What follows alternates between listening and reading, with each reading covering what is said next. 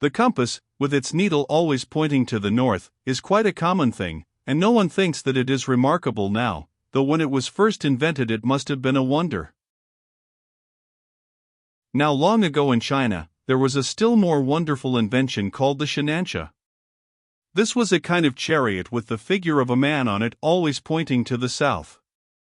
No matter how the chariot was placed, the figure always wheeled about and pointed to the south. This curious instrument was invented by Kotiai, one of the 3 Chinese emperors of the mythological age.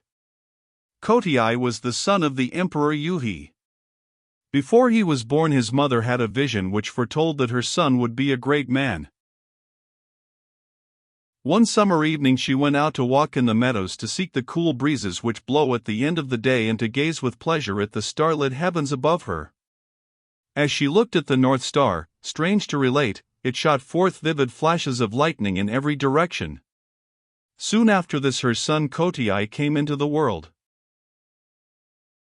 Kotiai in time grew to manhood and succeeded his father the Emperor Yui. His early reign was greatly troubled by the rebel Shiyu. This rebel wanted to make himself king, and many were the battles which he fought to this end. Shiyu was a wicked magician, his head was made of iron, and there was no man that could conquer him.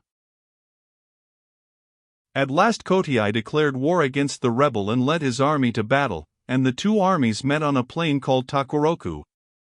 The emperor boldly attacked the enemy, but the magician brought down a dense fog upon the battlefield, and while the royal army were wandering about in confusion, trying to find their way, Shiyu retreated with his troops, laughing at having fooled the royal army. No matter however strong and brave the emperor's soldiers were, the rebel with his magic could always escape in the end. Kotiai returned to his palace, and thought and pondered deeply as to how he should conquer the magician, for he was determined not to give up yet. After a long time he invented the shenanxia with the figure of a man always pointing south, for there were no compasses in those days. With this instrument to show him the way he need not fear the dense fogs raised up by the magician to confound his men. Kotiai again declared war against Shiyu.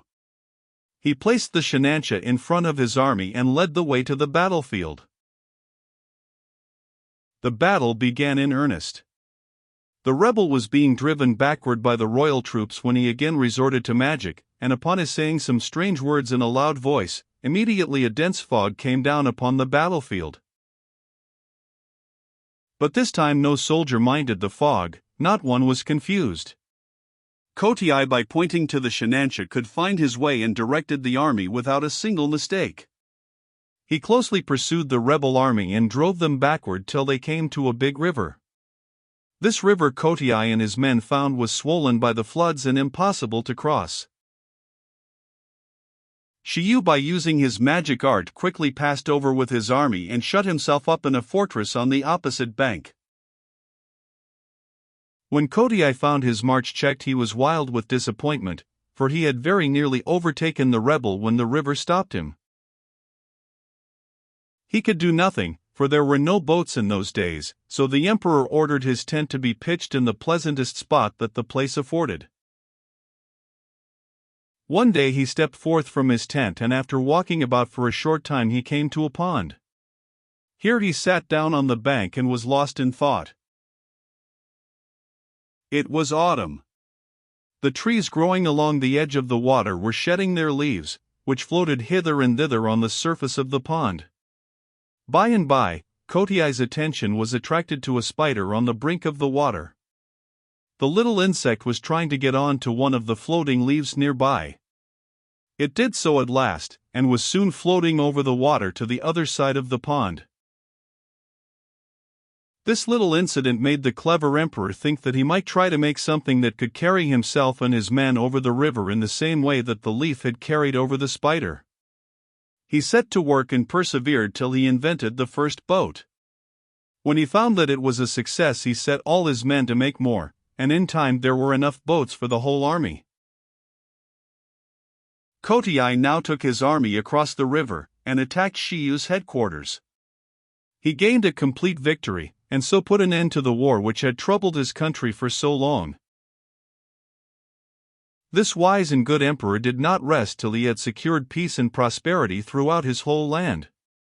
He was beloved by his subjects, who now enjoyed their happiness of peace for many long years under him. He spent a great deal of time in making inventions which would benefit his people, and he succeeded in many besides the boat and the south-pointing shinancha. He had reigned about 100 years when one day, as Kotai was looking upwards, the sky became suddenly red, and something came glittering like gold towards the earth. As it came nearer, Kotai saw that it was a great dragon. The dragon approached and bowed down its head before the emperor. The empress and the courtiers were so frightened that they ran away screaming. But the emperor only smiled and called to them to stop, and said, "Do not be afraid. This is a messenger from heaven. My time here is finished." He then mounted the dragon, which began to ascend towards the sky. When the empress and the courtiers saw this, they all cried out together, "Wait a moment! We wish to come too." And they all ran and caught hold of the dragon's beard and tried to mount him. But it was impossible for so many people to ride on the dragon. Several of them hung onto the creature's beard so that when it tried to mount, the hair was pulled out and they fell to the ground. Meanwhile, the empress and a few of the courtiers were safely seated on the dragon's back. The dragon flew up so high in the heavens that in a short time the inmates of the palace, who had been left behind disappointed, could see them no more. After some time, a bow and an arrow dropped to the earth in the courtyard of the palace. They were recognized as having belonged to the Emperor Kotai. The courtiers took them up carefully and preserved them as sacred relics in the palace.